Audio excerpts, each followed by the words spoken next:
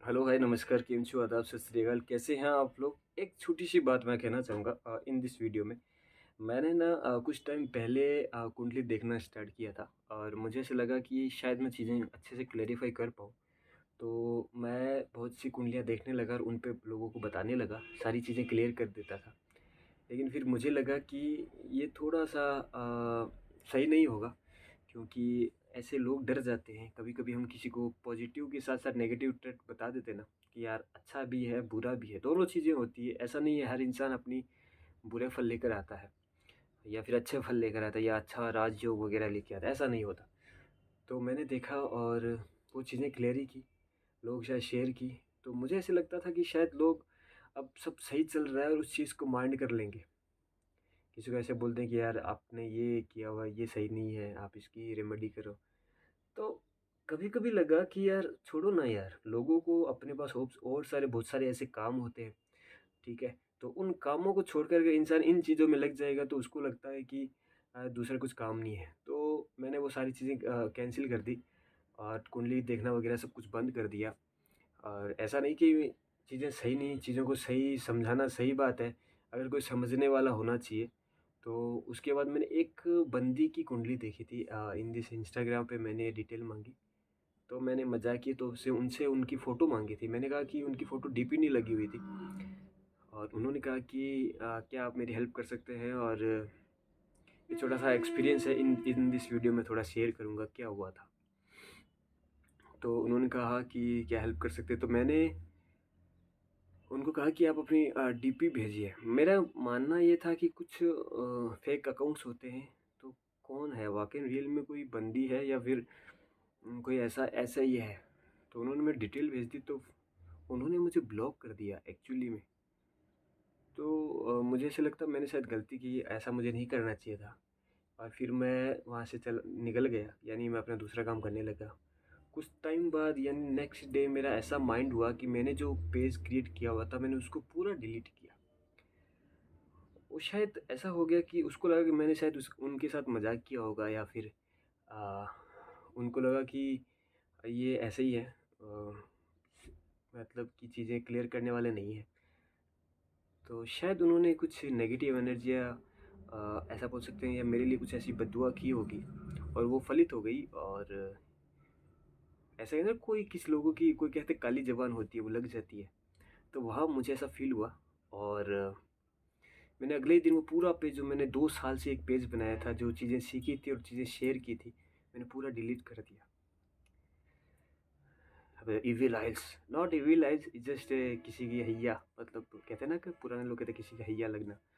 तो वो उस बंदे की शायद मुझे हैया लगी। और हैया एक एक हैया से एक नाम आता है कि भगवान ने जब ब्रह्मा जी का वो भैरव जी ने जब ब्रह्मा जी का चौथा शीश तो उन्हें ब्रह्म हत्या लगी थी, तो हत्या बोल सकते हैं, हैया बोल सकते हैं, वो उनके पीछे पड़ी और फिर वो काशी के कोतवाल बने। और काशी के कोतवाल बनना का मतलब होता है पहरेदार बनना, कोतवाल जी, ठीक है। तो फिर मैंने कहा कुछ ना कहीं न कहीं मैंने गड़बड़ की है, कहीं न कहीं कुछ ऐसी गलती की है जिसकी वजह से मुझे ये सारा सहना पड़ा। वापस से उस अकाउंट पे गया, मैंने उस बंदे की डिटेल देखी, वो चेक की, उसका वो जो कुंडली ऐप होता है उसमें से मैंने उसकी डिटेल डाली और उसका जो चार्ट है मैंने देखा। और यकीन कीजिए आप, उस चार्ट को देखने के बाद मेरी आँखों में पानी आ गया। बहुत से ऐसे लोग होते हैं, मतलब कि उसने कितना पेन सहा होगा अपनी लाइफ़ में, वो मैंने रियलाइज़ किया और मेरी आँखों में पानी था। तो फिर मैंने ये सब देखना बंद कर दिया। मैंने कहा कि अ, लोग कितनी-कितनी तकलीफ़ें सहते हैं अपनी लाइफ़ में और उनकी जो ग्रहों की प्लेसमेंट होती है उसके द्वारा उन्हें सब चीज़ें भोगना पड़ता है। मुझे अभी पूरा याद नहीं है, पर यकीन कीजिए अ, मैं उस समय काफ़ी रुक गया, हताश हो गया और मैंने देखा, क्योंकि उस बंदे ने ये पूछा और शायद उसने मुझ उस उनसे मेरी ज़्यादा बात नहीं हुई कि कुछ हो सकता है क्या अच्छा, या कभी कुछ अच्छा होगा। तो फिज़िकली, मेंटली जिस तरह से वो प्लेसमेंट थे सारे, I can't explain in this video, you know what, कि बहुत सारी चीज़ें ऐसी होती हैं जो हम बयां नहीं कर पाते, उनको सेंस करना पड़ता है, उनको उनको समझना पड़ता है। तो मैंने माफ़ी तो क्या माँगो, उन्होंने मुझे ब्लॉक किया, लेकिन मैंने प्रे करना ज़रूर प्रे किया। मैंने कहा कि उनका कल्याण हो। और अब मैं उनको कुछ टिप्स तो नहीं दे सकता, क्योंकि अब पूरी तरह से एकदम ऐसा हो ना, बंद होती, लॉक लग जाता है, कुछ-कुछ ऐसा होता है कहीं-कहीं। तो उनको किस राह में दिखाएँ? किसकी तरफ कहूँ कि आपको गुरु सही नहीं है, गुरु ठीक करें, आपका शनि सही नहीं है, शनि ठीक करें, वो सही नहीं है। पहले स्टार्टिंग में जब मैंने ये सब चीज़ें सीखनी स्टार्ट की ना, तो मैं कहता यार क्यों? क्यों हम हिंदू लोगों को, या हमारे ग्रंथों में इस तरह की चीज़ें क्लैरिफ़ाई की गई है, और अगर हम सीखते हैं तो हम क्यों कन्फ्यूज़ होते हैं कि हमारा मरकरी सही नहीं है, जुपिटर सही नहीं है, सारे मून सही नहीं है, सन सही नहीं है, हर एक ग्रह की प्लेसमेंट सही नहीं है। क्या हम इन सबको ठीक करने में लग जाएँ? क्या हमारे पास दूसरे कुछ ऐसे काम नहीं है जिनको हम करें? ये सारे बहुत सारे क्वेश्चन मेरे अंदर आते थे, और मैं थोड़ा-सा कोई भी अगर एस्ट्रोलॉज़र है, वो अगर इस तरह की डेप्थ नॉलेज में जाता है, तो स्टार्टिंग में शायद वो डिस्टर्ब होता है। डिस्टर्ब होने का, उसको चीज़ें क्लियर नहीं होती, लेकिन जैसे-जैसे उसमें डे बाय डे अंदर उसमें चीज़ों को सीखता है, तो क्लियर होता है धीरे-धीरे। अब वो एकदम क्लियर, पीस ऑफ माइंड एकदम कि हाँ, अब सब सही है।